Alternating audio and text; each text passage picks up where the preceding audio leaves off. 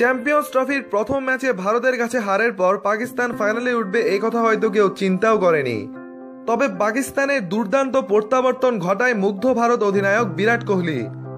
প্রথমে পাকিস্তানের বিপক্ষে ম্যাচ নিয়ে তিনি মুখ খুলতে চাননি। সংবাদ সম্মেলনের শেষের দিকে আবার প্রশ্ন করায় কোহলি বলেন, আমি পাকিস্তানের পারফরমেন্স দেখে খুবই প্রভাবিত, দারুণ একটা টুর্নামেন্ট খেলছে ওরা। তিনি আরো বলেন, পাকিস্তান আমাদের চ্যালেঞ্জ জানাবে।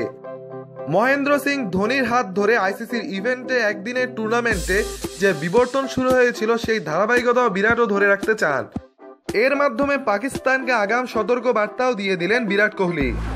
উল্লেখ্য 18 জুন চ্যাম্পিয়ন্স ট্রফির ফাইনালে মুখোমুখি হবে ভারত পাকিস্তান। ক্যানিংটন ওভালে অনুষ্ঠিতব্য এই ফাইনালে জিততে চায় দুই দলই।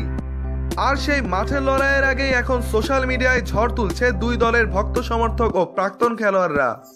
এখন দেখার বিষয় মাঠের লড়াইয়ে কে জিতে, গতবারের চ্যাম্পিয়ন ভারত নাকি তারুণ্য নির্ভর পাকিস্তান।